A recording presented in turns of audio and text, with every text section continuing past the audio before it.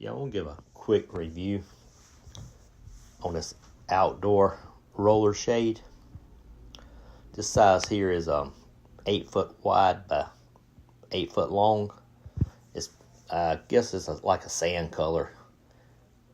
It has a crankshaft on the end to help you lower it and raise it up. It works really good. On the bottom corner, it has two bungee cords to help keep it down so the wind don't blow it everywhere.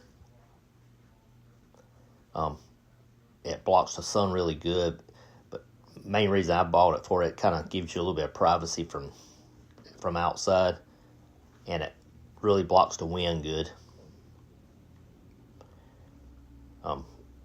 It's really easy to install. I mean, it only took me probably 15 or 20 minutes, so it's a really good shade. I've owned several different shades, and so far this is the best one we've ever had. It's made really good. They have plenty of different sizes and colors to choose from, so check it out. I know we've really enjoyed it. I think you will too. I highly recommend it.